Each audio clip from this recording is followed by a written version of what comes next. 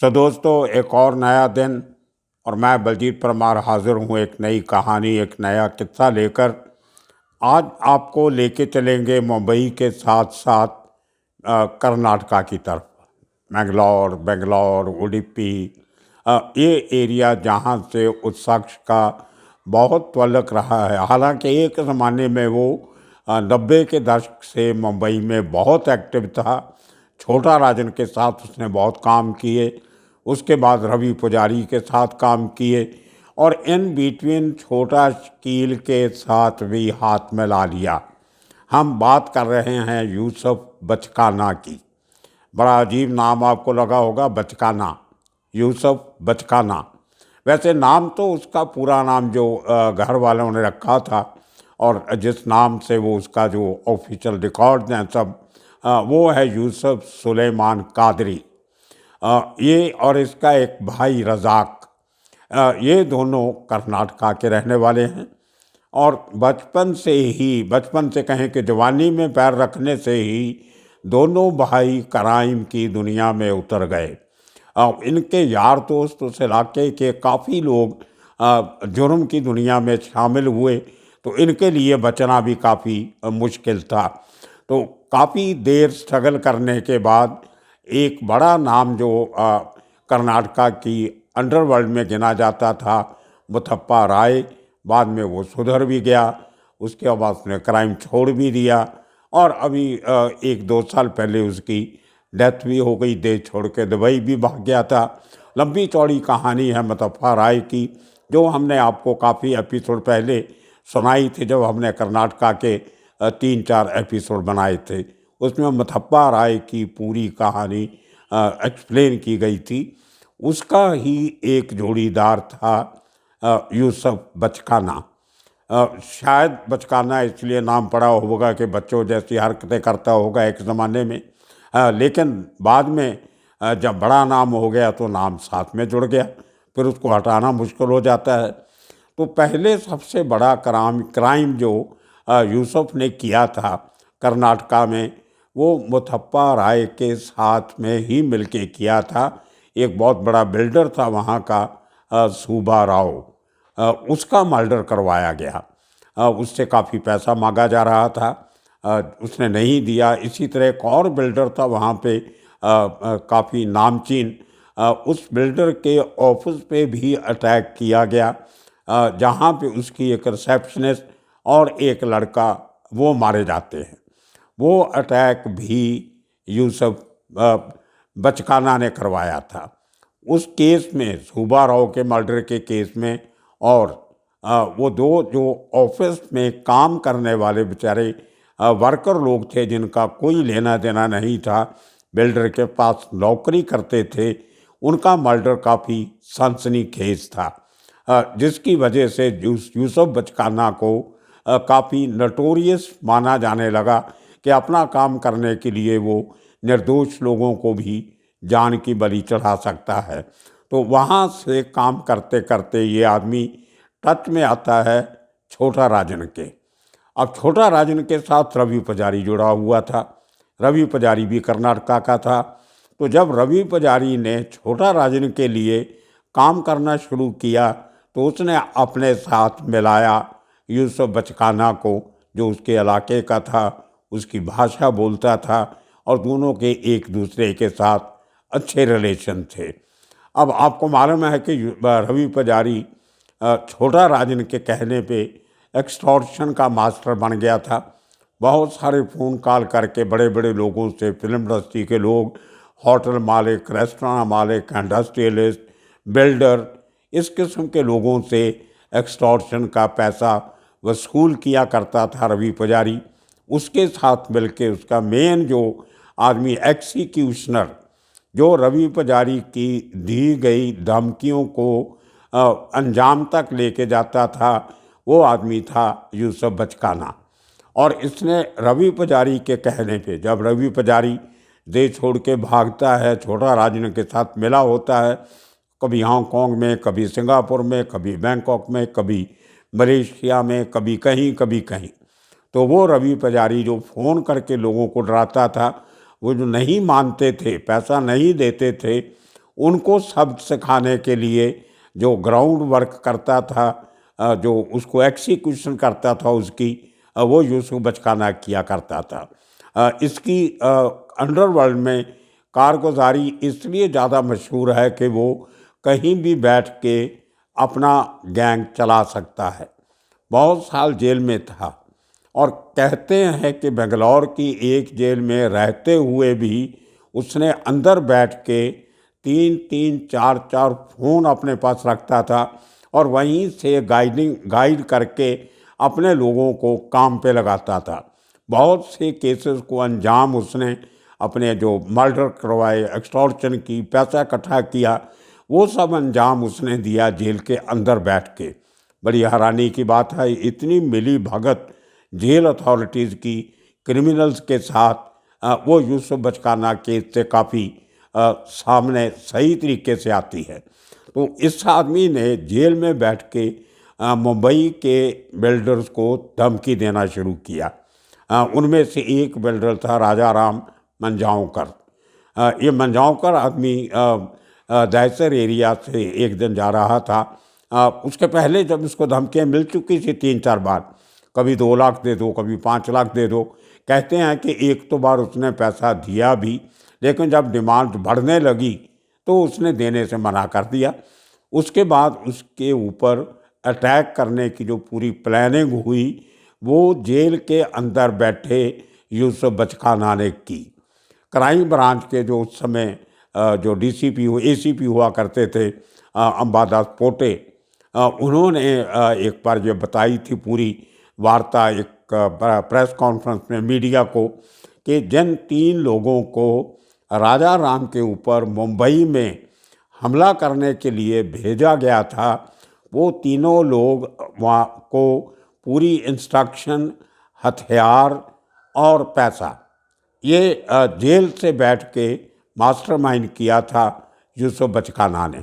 वो कहानी तब सामने आई जब कुछ साल पहले इसका एक ख़ास आदमी जो था, जो हथियार लेके आया था बेंगलौर से और यहाँ पे आके किलर्स को दिए थे और पैसा लेके आया था जो एडवांस किलर्स को दिया था, उसका नाम था राजू नेपाली, राजेंद्र सिंह रावत और राजू नेपाली, उत्तराखंड का रहने वाला, अभी जेल में है। तो उसको पैसा दे के, हथियार दे के बेंगलौर से, और उसकी मुलाकात की कहानी भी बड़ी अजीब है। पोटे साहब ने ये बताया था कि एक केस के चक्कर में इसको बचकाना को बेंगलौर से क्राइम ब्रांच मुंबई लाई थी। वहाँ से उसको जब कोर्ट में पेश किया गया तो उसकी मुलाकात राजू नेपाली से हो जाती है, जो किसी दूसरे केस में उसी कोर्ट में तारीख पे आया था। तो वहाँ से इनकी मुलाकात से दोस्ती बढ़ती है, एक दूसरे के टच में आ जाते हैं। और वो कोर्ट प्रोमाइसिस में ही बचकाना अपने 2 टेलीफोन नंबर जो हैं वो राजू नेपाली को देता है कि जब तेरी ज़मानत हो जाएगी, बाहर आ जाएगा तो मुझे इन नंबर पे फ़ोन करना, मैं भले जेल में हूँ लेकिन तेरे साथ मेरी बात हो जाएगी। और वही 2 नंबर से राजू नेपाली ने इसको टच किया। जब वो राजू नेपाली के फ़ोन के सीडीआर मंगाई गई, कॉल रिकॉर्ड्स मंगवाए गए, तो उसमें जो कॉल्स इंस्ट्रक्शन की थी, उनका जो पेन पॉइंट हुआ कहाँ से की गई कॉल, तो वो बेंगलौर की उस जेल में से की गई थी। देखिए इतना बड़ा नेटवर्क ये यूसुफ बचकाना जेल में बैठ के भी चलाता था। इसका और एक किस्सा बहुत मशहूर है अंडरवर्ल्ड में। जब जेल में था तो इसकी बेंगलौर जेल में एक शख्स से दोस्ती होती है जिसका नाम था शंकर, और वो शंकर की एक सीना नाम के आदमी से दुश्मनी थी, वो भी बदमाश था। इन दोनों ने, शंकर ने 10 लाख रुपए की ऑफ़र दी यूसुफ बचकाना को कि आप अपने आदमियों से मेरे उस खास जानी दुश्मन सीना का मर्डर करवा दो। सीना को भी इस बात की कहीं खबर लगती है तो वो अपना प्रोटेक्शन रखता है, लेकिन किसी और केस के चक्कर में उसको भी उसी जेल में आना पड़ जाता है। अब जिस आदमी को शहर की सड़कों पे ढूंढ के मारना था, वो शख्स उसी जेल में आ जाता है जिस जेल में यूसुफ बचकाना और शंकर ऑलरेडी थे। अब देखिए इतनी बड़ी प्लानिंग जेल के लोगों से मिल के इस आदमी ने पैसा एडवांस ले लिया था, 10 लाख का जो एडवांस मिलना था ले लिया और बाकी काम करके लेना था। तो इस आदमी ने अपने आदमियों के थ्रू मिठाई के बॉक्सेस में 2 पिस्टल जो थी, बड़ी सोफिस्टिकेटेड पिस्टल, उनको जेल की दीवार के बाहर से अंदर पकवाया और वहाँ से इसके लोगों ने वो जो मिठाई के डब्बे में जो पिस्टल थी वो उठानी थी। लेकिन इनकी बदकिस्मती ये हो गई कि सेना के कुछ लोग जो उसकी जेल में रक्षा करने का काम करते थे, उनमें से किसी को ये भनक लग गई कि जेल में हथियार पहुंच गए हैं मिठाई के डब्बे में और ये सेना को मारने की तैयारी हो रही है जेल के अंदर। उसने अपने सेना को बताया, उसने जेल अथॉरिटीज़ को बताया और तलाशी के दौरान वो दोनों हथियार मिल गए। एक तरीके से सेना की जो जेल में जाने वाली थी वो बच गई, लेकिन पुलिस प्रशासन और जेल प्रशासन की मिली भगत बहुत बखूबी सामने आई। उसका भी एक केस उसके ऊपर चल रहा है अभी तक, यूसुफ बचखाना के ऊपर। तो ये करते करते ये आदमी 2000 तक छोटा राजन के साथ मिलके काम करता रहा। 93 के ब्लास्ट के बाद जब छोटा राजन ने उन लोगों को मारना शुरू किया जो दाऊद के करीबी माने जाते थे और जिनका मुंबई ब्लास्ट में कोई ना कोई हाथ बताया जाता था, उनमें से 7 लोगों को यूसुफ बचखाना ने मारा, जिनमें सबसे बड़ा नाम था सुहेल रिजवी, जो छोटा राजन का बहुत बड़ा फाइनेंसर माना जाता था, उसके पैसे टके का हिसाब रखता था। उसी तरह एक मुतालिक करके एक शख्स था जिसका कहीं ब्लास्ट में कोई छोटा मोटा रोल था। उस आदमी को बांद्रा रेलवे स्टेशन के बाहर गोली से मार दिया। इसी तरह एक हेगड़े था, रामचंद्रा हेगड़े जनाब के कुछ नाम था उसका, वो आदमी भी छोटा राजन के निशाने पे था, उसको भी यूसुफ बचखाना ने मारा। और एक आदमी इसी तरह से और था, एक जो जिसकी काम जो छोटा राजन ने दिया था। इस तरह से इन 7 आदमी तकरीबन 94 से लेके 99 तक 5 साल में इस आदमी ने छोटा राजन के कहने पे काफ़ी सारा खून खराबा किया और यहाँ से मर्डर करके, क्राइम करके मुंबई से ये भाग जाता था वापस कर्नाटका।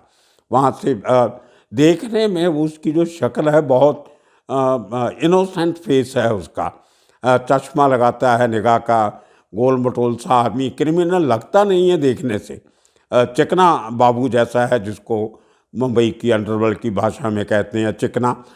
मुझे हैरानी होती है कि उसका नाम तो यूसुफ चिकना होना चाहिए था, बचखाना क्यों पड़ गया। बाबू की तरह एक वाइट कॉलर सिविलियन की तरह ऑपरेट करता था, पहचान नहीं सकते थे लोग उसको कि ये इतना बड़ा क्रिमिनल हो सकता है। तो उसके चलते चलते 2000 में जब छोटा राजन के ऊपर बैंकॉक में अटैक होता है और उसके बाद आपसी जो रंजिश पैदा होती है, उसको लेके रवि पुजारी छोटा राजन को छोड़ देता है, अपना इंडिपेंडेंट गैंग बनाता है। तो उसके बाद ये आदमी यूसुफ जो है बचखाना, ये भी राजन को छोड़ के रवि पुजारी के साथ हाथ मिला लेता है। तो ये दोनों काम करना चाहते हैं। अब रवि पुजारी बाहर से थ्रेट कॉल करता था, उसके पैसे कलेक्ट करने के लिए बचखाना जाता था। उसी दौर में इन्होंने 3-4 और बड़े काम किए, जिनमें से सबसे बड़ा केस था वो महेश भट्ट का था, जो हिंदी फिल्मों के प्रोड्यूसर डायरेक्टर हैं। उनके ऊपर 2 बार अटैक हुआ और दोनों बार रवि पुजारी ने करवाया, और करने वाला और कोई नहीं, यूसुफ बचखाना ही था। तो इस आदमी ने वो जो फरौती मांगी महेश भट्ट से, उसने नहीं दी, उसकी वजह से उसके ऊपर अटैक करवाया गया।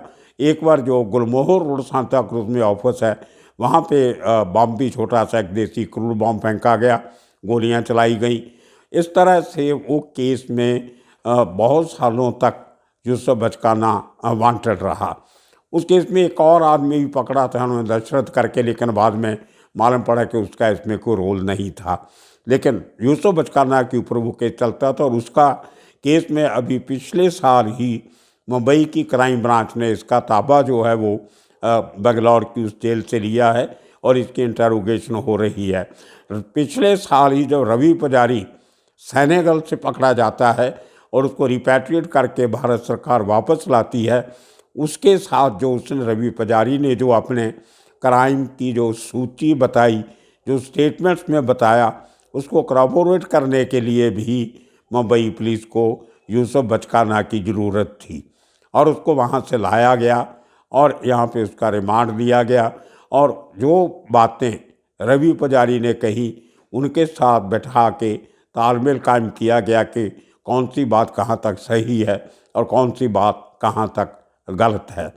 ये यूसुफ बचकाना का रोल रहा। आप देखिए, यही नहीं, इसने एक कर्नाटका के बहुत मशहूर एनकाउंटर स्पेशलिस्ट जिनका नाम शिवराम है शायद, उनको मारने की भी धमकी दी।